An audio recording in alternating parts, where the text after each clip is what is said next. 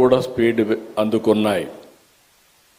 2028కి పూర్తిగా మార్చికి పూర్తిగా కంప్లీట్ చేసేట్టుగా దానికి ముందుకు పోయే పరిస్థితికి వచ్చాం. అయితే ఈరోజు ఈ పనులు జరుగుతున్నాయంటే దానికి కారణం ఇక్కడున్న ఫైనాన్స్ మినిస్టర్ నిర్మలా సీతారామన్ గారని చెప్పి మనస్ఫూర్తిగా మీ అందరికి విజ్ఞప్తి చేస్తున్నా. ఒక ఇంపాసిబుల్ థింగ్ ప్రారంభించాం. పనులు స్పీడప్ చేసే సమయంలో గవర్నమెంట్ పోయింది. 5 ఏళ్ళు విధ్వంసం జరిగింది. మళ్ళీ ఈ గవర్నమెంట్ వచ్చిన తర్వాత మొట్టమొదటిసారిగా ఒక మాటలో చెప్పాలంటే మాకంటే స్పీడ్గా 15,000 కోట్ల రూపాయలు అమరావతికి డబ్బులు ఇవ్వడమే కాకుండా పన్నులు ప్రారంభించమని భరోసా ఇచ్చిన వ్యక్తి నిర్మలా సీతారామన్ గారని చెప్పి నేను మీకు తెలియజేస్తున్నా. అక్కడి నుంచి ఈరోజు మీరు చూస్తే 15 బ్యాంకులు, వివిధ బీమా సంస్థలు 1334 కోట్లతో ఈరోజు ఇక్కడ ఫౌండేషన్లు వేసుకున్నాం.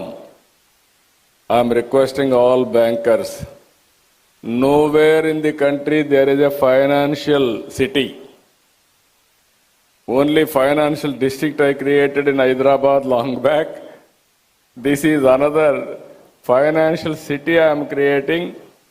This is the first of its kind, one place, all banks and also financial institutions are coming here.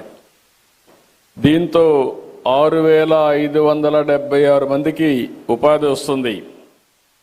ఈరోజు మీరు చూస్తే ఆంధ్రప్రదేశ్ గ్రామీణ bank, central bank of India, AP cooperative bank limited, bank of India, Canara bank, state bank of India, union bank of India, bank of Baroda, Indian bank, NABARD, Punjab national bank, Indian overseas bank, IDBI bank, LIC, new India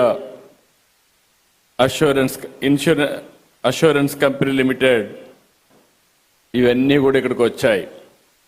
మనస్ఫూర్తిగా మీ అందరికీ స్వాగతం పలుకుతున్నా. ఈరోజు land is given to you, foundation we have laid by honourable finance minister గారు. I'm requesting with record time you have to complete this project. That is where all buildings you have to do. One of the most beautiful buildings. You have constructed so many things. You may not get this opportunity again. Why I am saying, we may improve buildings, you may construct buildings.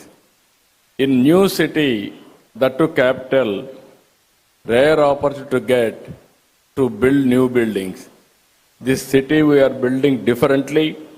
For all those things we need your cooperation and support for building not only Amaravati and also state of Andhra Pradesh. I am very happy today. If you see here our Honorable Prime Minister, we were in 11th economic status, that is 2014, largest economy for 11th. Now we have come to 4th largest economy. Next year we are going to reach 3rd largest economy. Always I am saying one thing, all bankers are here. I used to quote always, in family, in house, finance minister is only woman. Men will go and get some money, they will give it to women. How to manage, we will leave it to our family members. Who is the head of the family, particularly woman. She is the finance minister of a family. Today, you are seeing the restructuring everything. Honorable Finance Minister is doing wonderful work. I have seen so many finance ministers as on today. With my 45 years career, and fourth time as Chief Minister. I have seen my own ministers. I have dealt with Union Finance Ministers. But the way she is thinking and restructuring and also everything, how she is working, if you can go through amazing experience for me also, person like me, never I praise anybody. Really I am telling, by seeing her capability and also by seeing our Honorable Prime Minister efficiency, I don't have any doubt India will reach third place another 1 year. By 2038, second place. By 2047, number one globally, India will reach. It is going to happen. In that, we need bankers here to move in that direction. There is no compromise for first place. Everything is possible, but we need more and more leaders. Honorable Prime Minister is leading. Honorable Finance Minister, she is doing extraordinary work. Only one example I will tell. Super GST. Nobody imagined. And also all opposition parties. Even my secretaries came and told me, sir, if you do this, Andhra Pradesh will have so many difficulties. At that stage, she managed very well and assured everybody, with this reform, there will be employment generation, there will be saving for the common man, and also economy will grow from strength to strength. That is our, so many, if you see in any institution, there are some deficiencies. Even in our economy, there are some structural deficiencies. One by one she is correcting. She is strengthening the nation by strong financial systems. I really appreciate. మనందరం కూడా మనస్ఫూర్తిగా వారిని అభినందించే సమయం. అలాంటి wonderful work she is doing. I really appreciate madam for extraordinary performance. ఈరోజు ఇంకొక ప్రధానమైన కార్యక్రమం మీరు చూస్తే, ఇండియన్ ఇన్స్టిట్యూట్ ఆఫ్ ఆస్ట్రోఫిజిక్స్తో ఒక MOU చేశాం. 5 ఎకరాల భూమి కూడా ఇచ్చాం. ఇక్కడ ప్లానెటోరియం, ఎడ్యుకేషన్ సెల్ ఎస్టాబ్లిష్ చేయడానికి ముందుకొచ్చారు. మైసూరు తర్వాత ఇక్కడ స్టార్ట్ చేశారు. మేడం గారికి ఎప్పుడు క్రియేటివ్ అంటే చాలా ప్యాషన్. నేను పోయినప్పుడు అక్కడ చేశాను, ఇక్కడ కూడా చేస్తే బాగుంటుందంటే నేను ఇమ్మీడియట్గా యాక్సెప్ట్ చేశాను. It is a wonderful experience for youth. ఎందుకు ఈ మాట వాడుతున్నానంటే, ఆంధ్రప్రదేశ్లో మీరు ఒక్కసారి ఆలోచిస్తే అనేక ఇనిషియేటివ్ తీసుకున్నాం. ఈరోజు చాలా సమస్యలు ఉన్నాయి. ఆ సమస్యలను అధిగమించడానికి మీరు చూస్తే ఆంధ్రప్రదేశ్కి స్ట్రక్చరల్ ప్రాబ్లమ్స్ ఉన్నాయి. బైఫర్కేషన్ అయ్యింది. నూతన రాష్ట్రం, అగ్రికల్చర్ ఎకానమీ, అర్బన్ పాపులేషన్ లేదు, అసలు రాజధాని లేదు. నాలెడ్జ్ ఎకానమీ కూడా హైదరాబాద్కే పరిమితమైంది. ఆ సందర్భంగా ఇక్కడికి వచ్చినప్పుడు ఎక్కడికక్కడ ఏ విధంగా ఇవన్నీ బ్యాలెన్స్ చేయాలని 10 సంవత్సరాల మునుపు జరిగిన బైఫర్కేషన్, తర్వాత ఫర్దర్గా జరిగినటువంటి డ్యామేజ్, ఈ రెండు కూడా ఫ్లెక్సిబిలిటీ లేని పరిస్థితికి వచ్చింది. ఇక్కడే బ్యాంకర్స్ ఉన్నారు. మొత్తం రాష్ట్రంలో తిరిగి బ్యాంకు రుణాలు కూడా పే చేయలేని పరిస్థితికి వచ్చాం. ఇప్పుడిప్పుడు అవన్నీ రివైవ్ చేస్తున్నాం. ఎక్కడ చూసినా అన్నీ జరిగే పరిస్థితి వచ్చింది. అయితే ఒక మాటలో చెప్పాలంటే, ఇవన్నీ చేయగలిగామంటే వెంటిలేటర్ పై నుండే ఆంధ్రప్రదేశ్ ఎకానమీని బయట తీసుకొచ్చిన ఘనత కేంద్రానిది. దానికి నాయకురాలు నిర్మలా సీతారామన్ గారని చెప్పి కూడా నేను మీకు తెలియజేస్తున్నా. పేషెంట్ అయితే బయట రాగలిగాం, కానీ ఇంకా కూడా నిలదొక్కోవాల్సిన అవసరం ఉంది. నాకు ఆ నమ్మకం ఉంది. అగ్రిటెక్ మీద ఫోకస్ చేస్తున్నాం, ఇన్ఫ్రాస్ట్రక్చర్ మీద ఫోకస్ చేస్తున్నాం. ఇంకొక పక్కన లేటెస్ట్ టెక్నాలజీస్ పైన ఫోకస్ చేస్తున్నాం.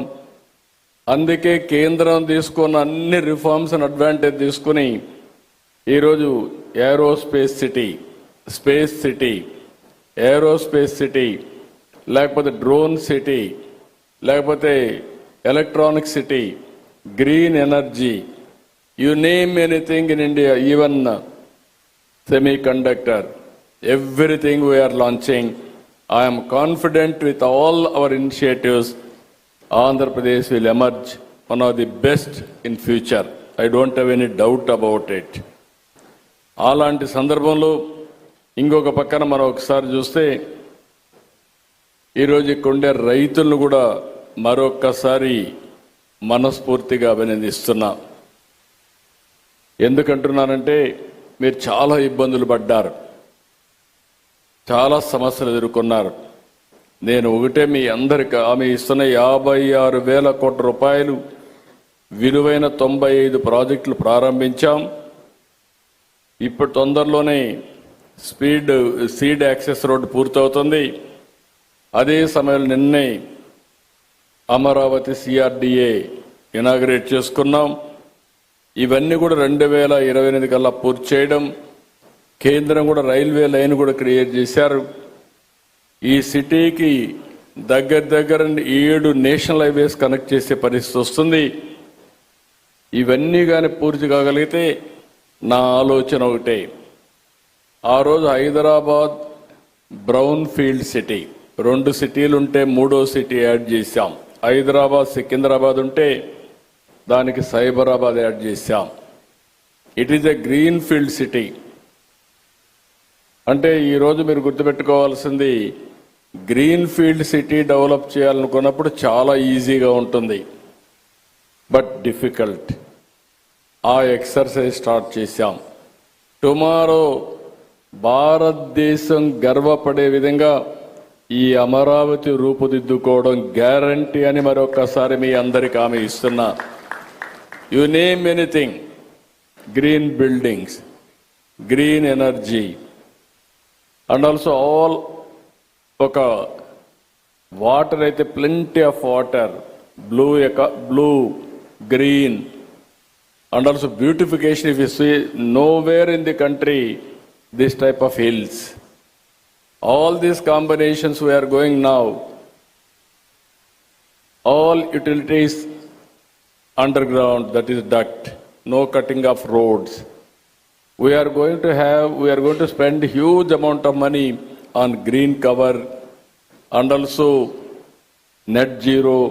These are all the new concepts we are bringing. Ultimately, except green energy, even regular power we may not use in Amaravati. That is the speciality in Amaravati. I am very happy to announce all of you, all bankers after retirement, this will be the city you have to settle here. You will have more premium of 20-30 years lifespan. That is our guarantee. It is going to happen. This will be the best city. We are going to make it. As on today, మీరు చూస్తే WIT, SRM, NID, BITS Pilani, India International University of Legal Education and Research, ఇవే కాకుండా ఇంకా చాలా universities, ప్రపంచంలో ఉండే best universities అన్నీ అమరావతికి వస్తాయి. ఇంకొక పక్కన మీరు చూస్తే క్వాంటమ్ వ్యాలీ, క్వాంటమ్ కంప్యూటర్ వచ్చింది, జనవరికి అంతా స్టార్ట్ చేస్తాం. All banks are aware the value of quantum computing. కాబట్టి రాబోయే రోజుల్లో అక్కడనే మీకు ఒక టవర్ కూడా ఇచ్చి అవసరమైతే ఆల్ యువర్ ట్రాన్సాక్షన్స్ ఏ విధంగా సేఫ్గా చేయాలనో చేసే పరిస్థితి వస్తుంది. This city, finance city will be different compare to all your operations. All financial సర్వీసెస్ని ఇంకా నెక్స్ట్ లెవెల్కి తీసుకుపోవడానికి ఏం చేయగలుగుతామో చేసే విధంగా మనం ముందుకు పోయే పరిస్థితి వస్తుంది. ఈరోజు మన ఆనరబుల్ ప్రైమ్ మినిస్టర్ ఆ రోజు మీకు UPI తీసుకొస్తే ఈరోజు వేరే దేశాలు మన మీద ఆధారపడే ఆ ప్రోడక్ట్కి మన మీద ఆధారపడే పరిస్థితికి వచ్చారు. ఒకప్పుడు మనం రిఫార్మ్ తీసుకొస్తే, ఏదైతే టెలికమ్యూనికేషన్ రిఫార్మ్ తీసుకొస్తే ఇప్పుడు 4G మనం ప్రోడక్ట్ని తయారు చేసే పరిస్థితికి వచ్చాం. ఇలాంటి చాలా వస్తాయి. నిన్న కూడా సిఐఐ పార్ట్నర్షిప్లో 36 MOUలు చేశాం. 44,743 కోట్లు పెట్టుబడులు వస్తున్నాయి. అల్టిమేట్గా any latest technologies Amaravati will be A hub. Quantum valley, green hydrogen valley, ఇలాంటివన్నీ చేయడానికి ముందుకు పోతున్నామని చెప్పి కూడా నేను మీకు తెలియజేస్తున్నాను. ఫైనల్గా ఇండియా నాకు ఏమాత్రం అనలేదు, 2047కి నెంబర్ 1 సిటీగా తయారవుతుంది, నెంబర్ 1 కంట్రీగా తయారవుతుంది.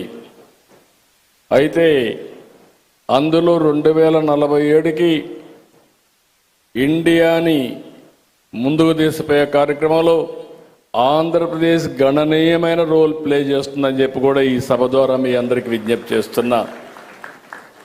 అయితే ఈరోజు చాలా సమస్యలు. సౌత్ ఇండియాలో lowest per capital income Andhra Pradesh, highest per capital income Telangana. 25 years back I started knowledge economy in Hyderabad. Infrastructure, knowledge economy, IT, biotechnology, pharma, everything we started. Now I am starting with zero or minus. But with the Government of India support recently, Madam, I am very happy. ఈ stage నుంచి మీరు పోలవరం ఏ విధంగా restructure చేశారో నేను చూశాను.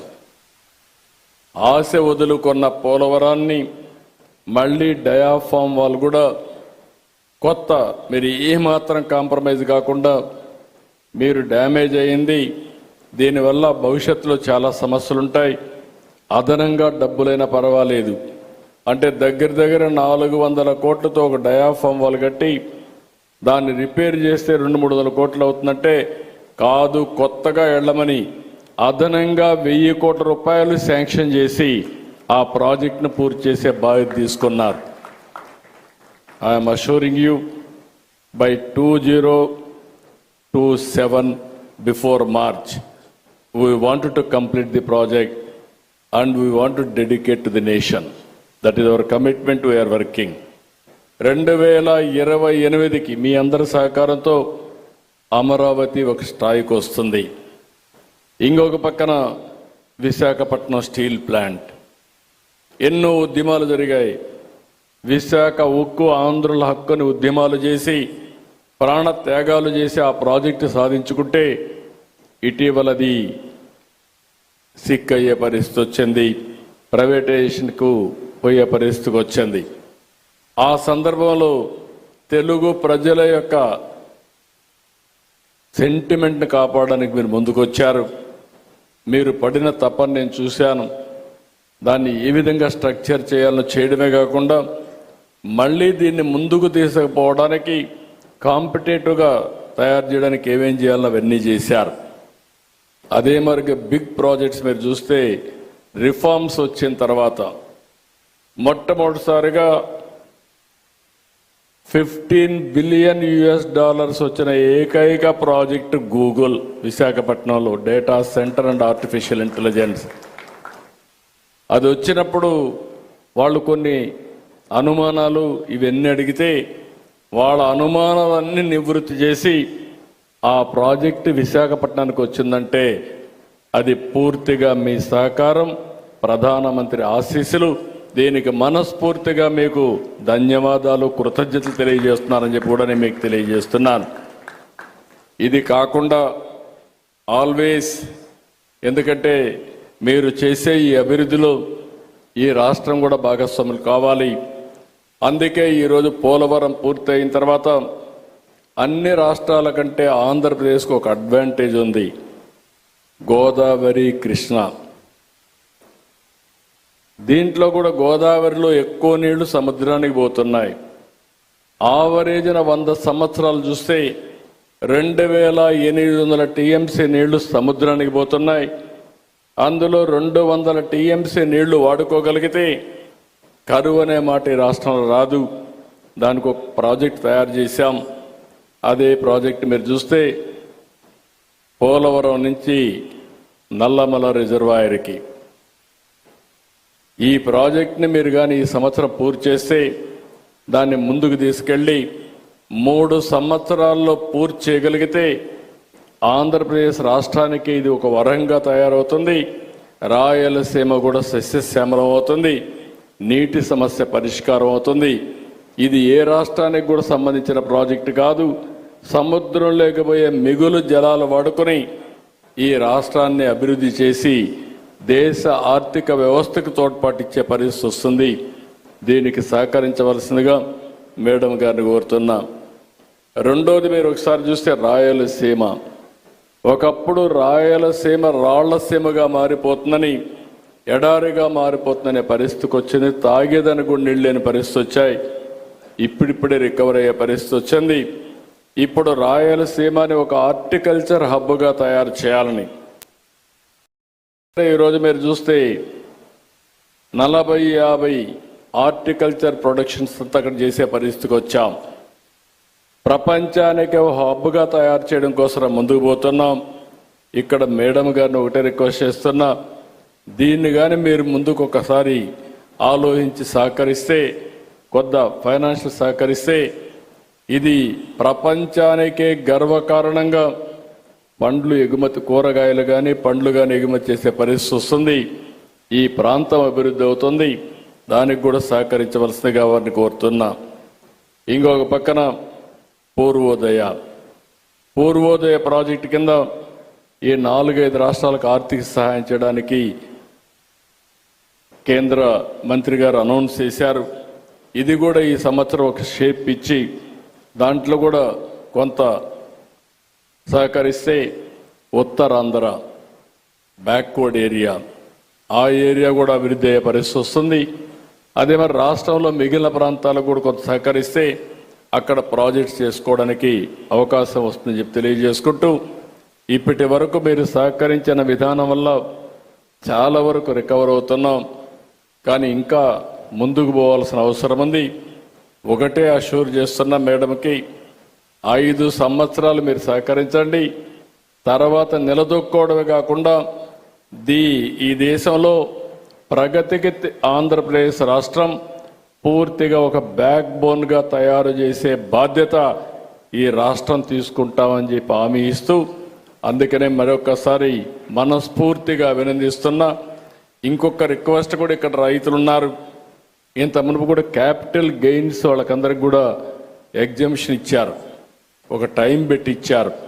కానీ 5 సంవత్సరాలు విధ్వంసం వల్ల వాళ్ళు ఏమీ చేసుకోలేకపోయారు. ఆ బెనిఫిట్ రాని పరిస్థితి వచ్చింది. మీరు కొంత సమయం ఎగ్జంప్షన్ ఇస్తే ఆ బెనిఫిట్ కూడా రైతులకు వస్తుంది.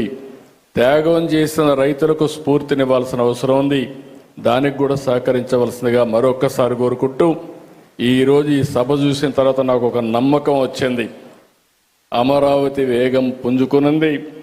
నాకు ఏమాత్రం అనుమానం లేదు, ఇవన్నీ జరిగితే Amaravati will be unstoppable in development అని చెప్పి మరొక్కసారి మీకు తెలియజేసుకుంటూ, ఈ యొక్క ఒక పుష్ ఇచ్చినటువంటి, నేనేదో ఒక బ్యాంక్ ఓపెన్ చేద్దాం అనుకుంటే కాదు, అన్ని బ్యాంకులు ఒకేసారి ఓపెన్ చేసి ఏ విధంగా చేయగలుగుతాం ఒక మోడల్ క్రియేట్ చేస్తామని మేడం గారు ముందుకు వచ్చారు. వారిని మనస్ఫూర్తిగా అభినందిస్తూ ధన్యవాదాలు తెలియజేసుకుంటూ మీ అందరి దగ్గర సెలవు తీసుకుంటున్నాను. జై హింద్, జై భారత్, జై తెలుగు తల్లి. Thank you, sir. Thank you very much.